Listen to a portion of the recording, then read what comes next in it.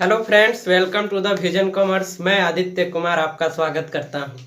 दोस्तों, आज का यह वीडियो बीकॉम पार्ट थर्ड के कॉस्ट अकाउंटिंग का होगा।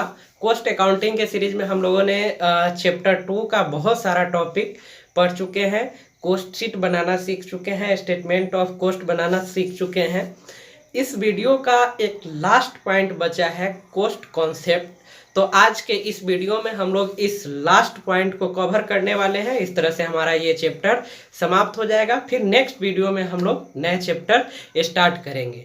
तो दोस्तों, अगर आप हमारे इस चैनल द विजन कॉमर्स पे नए हैं और अभी तक चैनल को सब्सक्राइब नहीं किए हैं तो कृपया सब्सक्राइब कर लें और बेल आइकन प्रेस करना ना भूलें, ताकि हम आपके लिए नए नए वीडियो लेकर आए तो उसका नोटिफिकेशन आपको आसानी से प्राप्त हो सके। तो आइए स्टार्ट करते हैं आज का जो टॉपिक है कॉस्ट कॉन्सेप्ट उसे। दोस्तों, तो इस क्लास में हम लोग कॉस्ट अकाउंटिंग का जो लास्ट टॉपिक बचा है कॉस्ट कॉन्सेप्ट उसे देखने वाले हैं। इस कॉस्ट कॉन्सेप्ट जो हमारा एक लास्ट टॉपिक है, इसे पढ़ने के बाद ये चैप्टर समाप्त हो जाएगा। फिर नेक्स्ट वीडियो में हम लोग नेक्स्ट चैप्टर स्टार्ट करेंगे। तो आइए देखते हैं कॉस्ट कॉन्सेप्ट। तो हमारा ये टॉपिक होगा लागत अवधारणाएं, कॉस्ट कॉन्सेप्ट। दोस्तों, इसे समझने के लिए इसमें जितने भी पॉइंट्स डाला गया है उसे समझना पड़ेगा। तो सबसे पहला पॉइंट है कॉस्ट, लागत। ये कॉस्ट क्या होता है, लागत क्या होता है, इसे समझना है। तो दोस्तों, किसी भी प्रोडक्शन फर्म के लिए प्रोडक्शन से संबंधित जितने भी एक्सपेंसेज आता है, जितना भी व्यय आता है उत्पादन के लिए, उन सभी का योग, उन सभी का टोटल क्या कहलाएगा, कॉस्ट कहलाएगा। जैसे एक कोई भी प्रोडक्ट है, उसको उत्पादन के लिए तरह तरह का उस पर व्यय होता है, तो उन सभी का अगर हम योग कर दे तो वो टोटल जो होगा वो क्या कहलाएगा, कॉस्ट कहलाएगा। तो ये पॉइंट हमारा कंप्लीट होता है। नेक्स्ट है कॉस्ट सेंटर, लागत केंद्र। ये लागत केंद्र क्या है, तो इसे हम लोग समझेंगे। दोस्तों, किसी भी फर्म में, किसी भी उद्योग में तरह तरह का विभाग बनाया जाता है। तो ये जो कॉस्ट सेंटर है, यह भी एक छोटा सा क्या है, विभाग है, जो उस संबंधित क्षेत्र या किसी संबंधित क्षेत्र या गतिविधि से संबंधित वो क्या करता है, लागत एकत्रित करता है, लागत का कैलकुलेशन करता है और वो आवश्यकता अनुसार उससे जानकारी प्राप्त किया जाता है। फर्म के जो मैनेजमेंट करने वाले लोग हैं उससे लागत प्राप्त करते हैं, उसका जानकारी प्राप्त करते हैं। दोस्तों, नेक्स्ट है प्रॉफिट सेंटर, लाभ केंद्र। ये लाभ केंद्र क्या है, तो यह भी एक क्या है, किसी भी फर्म के लिए एक विभाग है, एक सेंटर है, जो आगम एवं व्यय का क्या करता है, वो कैलकुलेशन करता है और वह अपने संबंधित एरिया या संबंधित क्षेत्र जो उसका है, उसका जो वो लाभ है या जो हानि है वो क्या करता है, प्रदर्शित करता है। तो इस सेंटर का मुख्य काम, या इसको विभाग समझ सकते हैं, का मुख्य काम है कि वो जिस एरिया से जुड़ा हुआ है, जिस एरिया से रिलेटेड है, उसमें जितने भी आय है या जितना भी व्यय है उसका कैलकुलेशन करना और उसको प्रदर्शित करना, ये प्रॉफिट सेंटर का वर्क होता है। नेक्स्ट है शट डाउन कॉस्ट, काम बंद लागत। तो दोस्तों, इसको समझने के लिए हमको एक एग्जाम्पल देखना पड़ेगा। हाल ही में कुछ माह पहले कोविड-19 का कहर हमारे देश में काफ़ी व्यापक था, जिसके कारण पूर्ण लॉकडाउन लगा हुआ था। और यहाँ बड़े बड़े जो शहर हैं, जहाँ बहुत सारे उद्योग हैं, बहुत सारे कंपनीज हैं, उनमें वर्क जो है वो कम्प्लीटली क्या हो गया था, बंद हो गया था।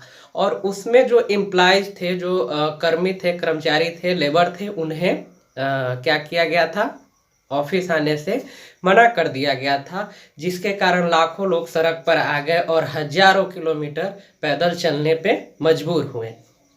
तो दोस्तों, उन जो वर्कर था, जो कर्मी था, उसे कंपनी से बाहर करने पे निश्चित रूप से उस कंपनी का क्या हुआ था, उत्पादन बंद हो गया था। जब लेबर नहीं रहेगा, काम नहीं होगा, तो फिर उत्पादन भी नहीं होगा।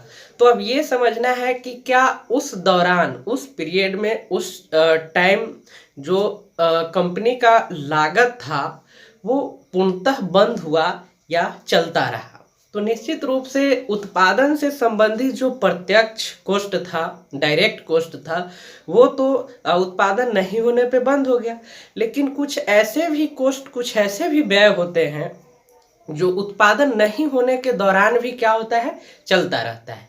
जैसे लॉकडाउन के पीरियड में प्रोडक्शन बंद हुआ, लेकिन वो जो सेटअप था उस प्लांट का, वो वहाँ से हटा नहीं, बिजली कनेक्शन नहीं कटा, या उसके जो मैनेजमेंट के लिए कुछ ना कुछ लोग वहाँ रहे होंगे जिनका सैलरी पेड करना पड़ा होगा उस कंपनी को। तो दोस्तों यही जो कॉस्ट है, जो उत्पादन नहीं होने पे भी वो एक्सपेंस हो, तो ये क्या कहलाता है, शटडाउन कॉस्ट कहलाता है। जैसे लॉकडाउन पीरियड में प्रोडक्शन बंद हुआ, लेकिन जहाँ कंपनी सेटअप था, जिस बिल्डिंग में सेटअप था, उसका रेंट चलता रहा, इलेक्ट्रिसिटी बिल चलता रहा, उससे संबंधित कुछ लोग मेंटेनेंस के लिए रखे गए, देख रेख के लिए रखे गए, उनका सैलरी चलता रहा। तो इस तरह के जो कॉस्ट होंगे, जो प्रोडक्शन नहीं होने पे भी व्यय हो, तो वही क्या कहलाएगा, शटडाउन कॉस्ट कहलाएगा। इसमें क्या होता है कि एक सर्टेन टाइम के लिए कॉस्ट कम होता है प्रोडक्शन बंद होने पे, लेकिन कुछ ना कुछ ऐसे कॉस्ट है जो चलते रहता है। तो प्रोडक्शन नहीं होने के बाद जो कॉस्ट व्यय हो, जो एक्सपेंस हो, वो क्या कहलाएगा, शटडाउन कॉस्ट कहलाएगा। तो ये कंफर्म है, इसमें कोई कहीं से ये नहीं है, इसको अच्छे से समझ लिए। नेक्स्ट है संक कॉस्ट, डुब्बी लागत या डुब्बत लागत। ये संक कॉस्ट क्या है, इसे हम समझेंगे। तो दोस्तों मान लीजिए हमने 2010 में एक 50,000 का प्लांट लगाया था। ये कब लगाया था, 2010 में। तो ये 10 साल वर्क करने के बाद, 10 साल प्रोडक्शन करने के बाद अब ये काम का नहीं है। जो प्लांट हमने डाला था वो अब काम का नहीं है, या उससे जो उत्पादन होता है वो स्पीडली नहीं होता है, या उसका क्वालिटी उस प्रोडक्ट का सही नहीं है। तो अब क्या करेंगे, हम इस प्लांट को चेंज कर देंगे। तो चेंज करेंगे तो उसका कुछ अवशिष्ट बचेगा, या जो वर्केबल नहीं है उसे हम क्या करेंगे, सेल कर देंगे। तो सेल हमने किया 30,000 में, ये 2021 में। तो इसका जो डिफरेंस होगा 20,000, ये क्या होगा, ये संक कॉस्ट होगा, डुब्बी लागत या डुब्बत लागत होगा। तो इस तरह से हम देख रहे हैं कि डुब्बत लागत वह लागत है जिसका रिकवरी किसी भी परिस्थिति में संभव नहीं है। तो ये समझ गए, ये जो 20,000 है ये हमारा क्या है, उस प्लांट पे लॉस है। तो ये क्या होगा, संक कॉस्ट होगा। चूंकि संक कॉस्ट वह होता है जिसका हम रिकवरी किसी भी परिस्थिति में या किसी भी माध्यम से नहीं कर सकते हैं। तो ये समझ गए। नेक्स्ट है रिप्लेसमेंट कॉस्ट, प्रतिस्थापन लागत। दोस्तों मान लीजिए कि ये परिस्थिति उत्पन्न होता है कि कोई प्लांट वर्केबल नहीं रह गया है, तो उसको हम क्या करेंगे, इस तरह से उसको हटाएंगे, लेकिन उसके जगह पे हम फिर क्या करेंगे, नए तकनीक से लैस प्लांट डालेंगे। ठीक है, तो ये क्या हुआ, प्रतिस्थापन हुआ उस प्लांट का। अब सपोज करिए कि हमने 2010 में जो प्लांट लगाया था वो कितना का था, वो था 50,000 का, लेकिन सेम उसी प्लांट के जगह ठीक वैसा ही लेके नए तकनीक से लैस हमने जो प्लांट लगाया उसका कीमत आया 1 लाख। ये कब, 2021 में। ये कब हम लगाए थे, 2010 में। तो दोस्तों ये रिप्लेसमेंट कॉस्ट क्या होगा ये देखना है। तो कुछ लोगों के दिमाग में होगा कि संक कॉस्ट का जो डिफरेंस जैसे हम निकालते हैं उस तरह से निकाल सकते हैं, तो भैया ऐसा नहीं करना है। ये रिप्लेसमेंट कॉस्ट हमारा टोटल क्या होगा, 1 लाख होगा। समझ गए। तो इसको इस तरह से भी हम समझ सकते हैं कि किसी भी प्रॉपर्टी का या किसी भी मशीनरीज का रिप्लेसमेंट करते हैं तो प्रेजेंट में उस रिप्लेसमेंट करने के दौरान जो हमको कॉस्ट आता है, जो एक्सपेंस आता है, वही हमारा क्या होगा, रिप्लेसमेंट कॉस्ट होगा। हम इसका डिफरेंस नहीं कर सकते हैं। मतलब प्रेजेंट में 2021 में अगर हम किसी प्लांट को हटाकर दूसरा प्लांट ला रहे हैं और उस पर अगर हमारा जो कॉस्ट आ रहा है, जो एक्सपेंस आ रहा है, वही हमारा क्या होगा, रिप्लेसमेंट कॉस्ट होगा। तो ये क्लियर है। नेक्स्ट हम देखेंगे, नेक्स्ट है डिफरेंशियल कॉस्ट, भेदात्मक लागत। दोस्तों ये भेदात्मक लागत क्या है, इसे देखिए। कभी कभी क्या होता है कि एक ही तरह का जो प्रोडक्ट है उसका दो परिस्थितियों में उत्पादन होता है या दो समय अंतराल में उत्पादन होता है।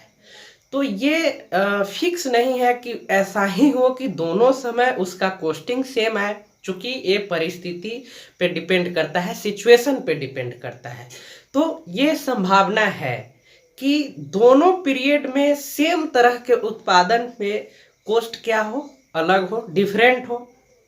तो इस दोनों पीरियड के कॉस्ट का जो डिफरेंस होगा, जो अंतर होगा, वो क्या होगा, डिफरेंशियल कॉस्ट होगा, भेदात्मक लागत होगा।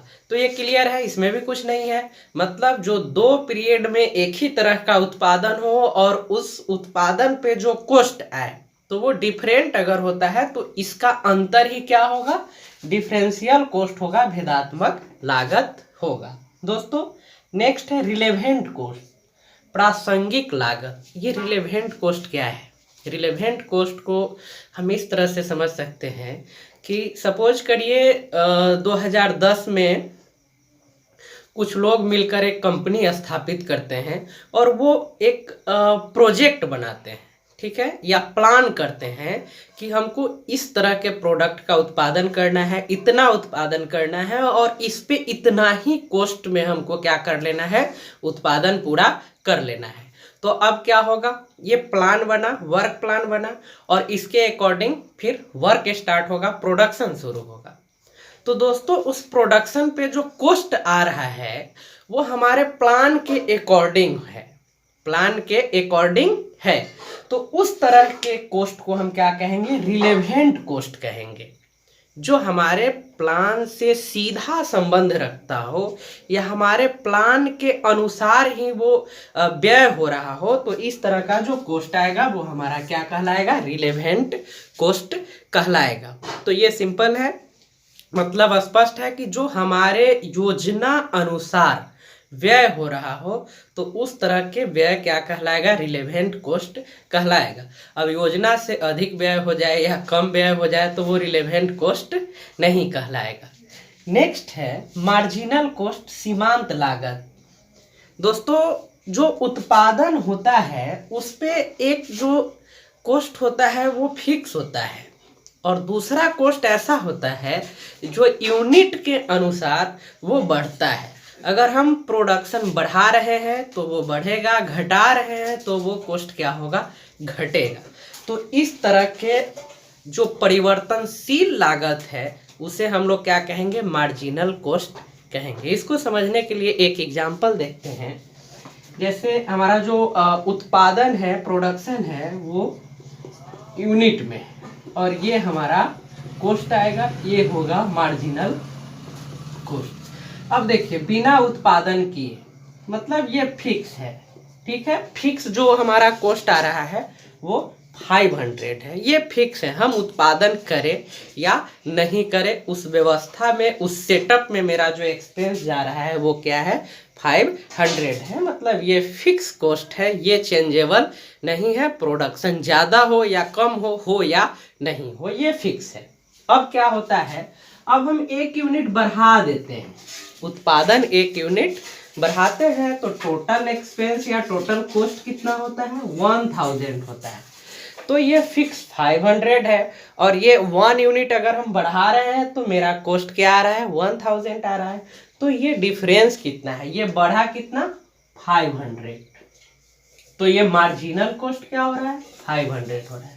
चलिए एक यूनिट और बढ़ाते हैं, उत्पादन हम एक यूनिट और बढ़ा दिए तो ये कॉस्ट कितना हो गया, 1500।